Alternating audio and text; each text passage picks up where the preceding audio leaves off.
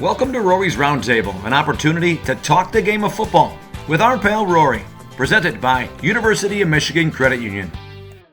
My name is Chris Fritching. Hi, I'm Pat Sherrill. And Roary, I don't, where is he here? I don't see him. Oh, there he is. Thanks for being here, Roary. We're back here for Roary's Roundtable once again. And today we're going to talk about a different team on the football field. You got the offense, you got the defense, you got the home team, you got the away team, but there's also a third team that takes part in having a big role in playing the game of football, and that's the officiating crew.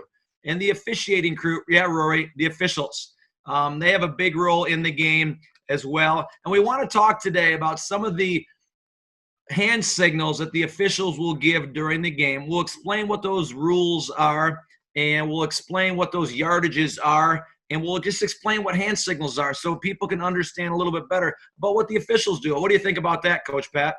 Yeah, I like that. That's important. Sometimes, you don't have always a grasp on what call or penalty or whatever's being made out there, so it's a good thing to know. Okay. As we always say, Roary's been spending a lot of time during this quarantine time in the classroom watching game film and studying the game of football in just a little bit more depth. And we simply thought that this was a perfect opportunity for Roary to help educate children, parents, and coaches on the basics of the game of football. All right, let's head to the classroom. Professor Roary, Coach Roary, are you ready? Actually, today it's official Roary, Pat. Yeah. We need some zebra stripes for zebra. Are you cool with that, Roary? Whoa. Zebra? I don't know how lions and zebra. No, Roary. No. All right. Never mind. Let's get to work, Roary. All right. The first one we want to talk about, official signals, is the first down. All right.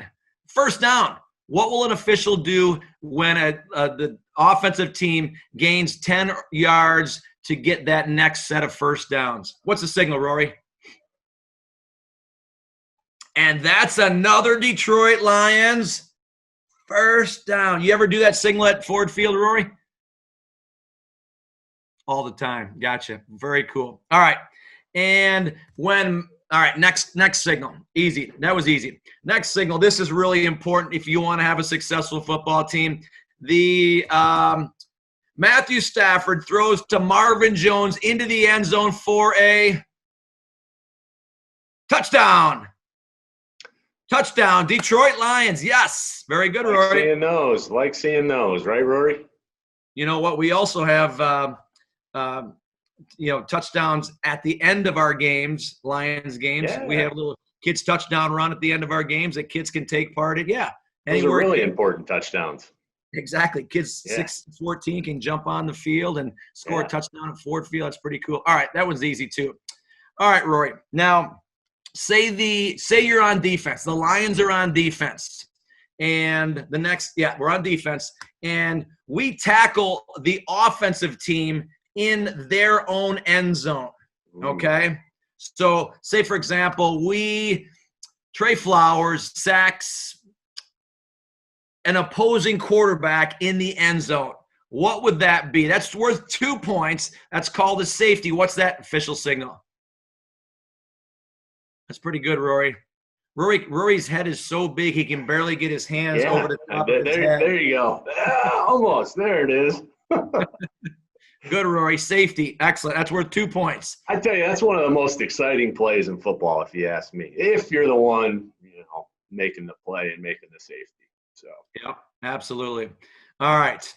Next one. This is pretty easy, too. If there's a stoppage of play on the field, if a team calls one of these, or if it's time to go to a media timeout. Oh, I said the word timeout, Roary. What's the signal for a timeout? Yep, you just wave your hands. Yep. So Roary's waving his hands over his head, and then he's pointing to the team that's called the timeout. Very good. Those are pretty easy hand signals, Roary. Have you ever thought about being an official? No? Okay. All right. Well, you're doing a pretty good job. Like Pat said, you need the zebra stripes. Mm-hmm. A little penalty flag, a whistle, you'd be all set. Yep. We'd have to find a pretty big hat to put on, Rory, but maybe there's one out there. All right, we're back. Now we're going to talk about some offensive penalties that you might see in a game. Rory, thanks for walking back into the classroom. The first one we want to talk about, so say the team has the football, and as the play prior is as the ball is put in play, the play clock will start from 40 seconds and start their countdown.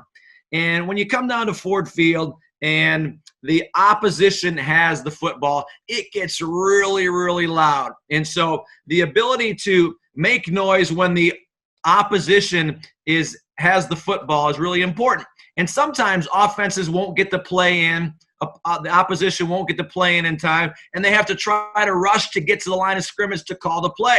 Sometimes that 40-second play clock will go to 0 before the ball is snapped.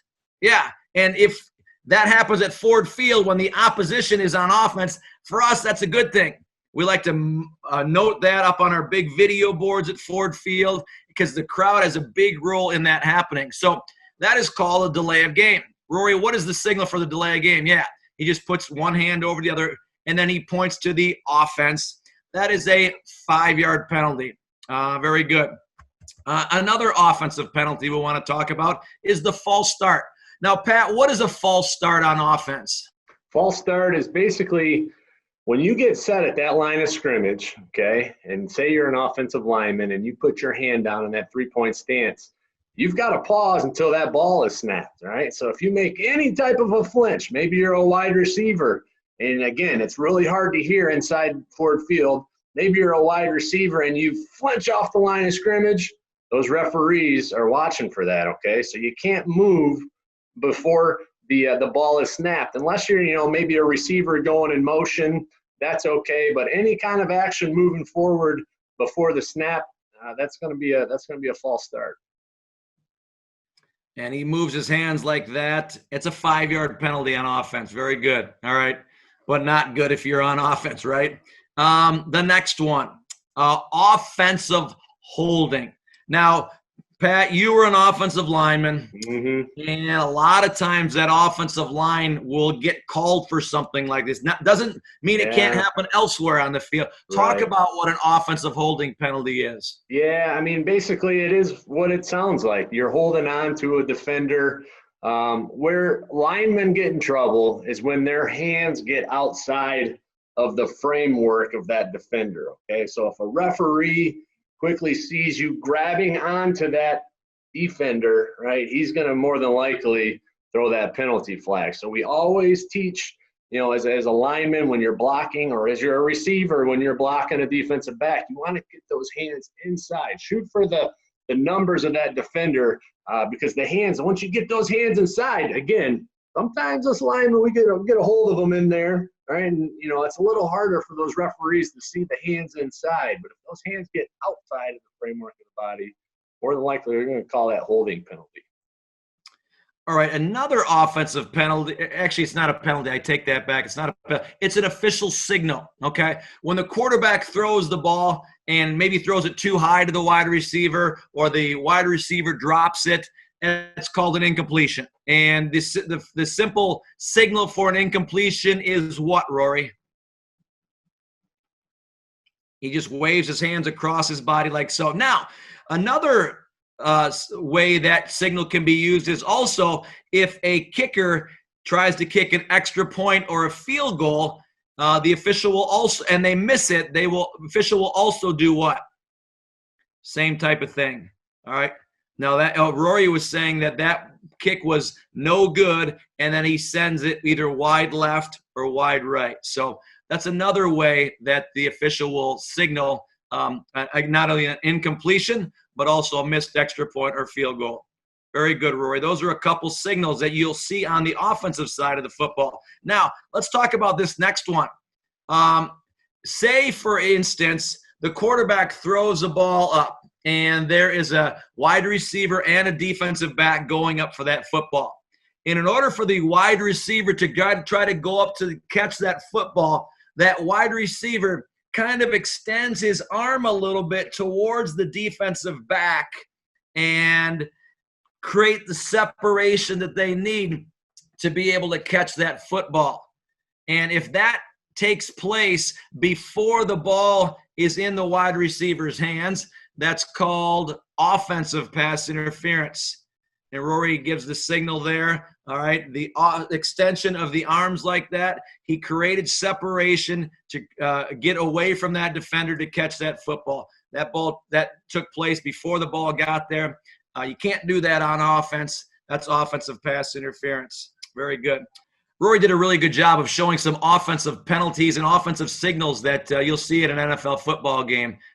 Thanks for doing that, Roary, because that is the third team on the field, and we need to understand their role in making sure that we're seeing a better and safer game, and they're making sure that the rules are being adhered to.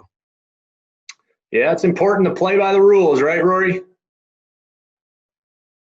Offensive penalties, offensive signals. We're going to share some defensive signals at the next Roary's Roundtable. Thanks for being part of Roary's Roundtable. We'll be back next time. Thanks, Roary. Good job, Roary. Bye-bye.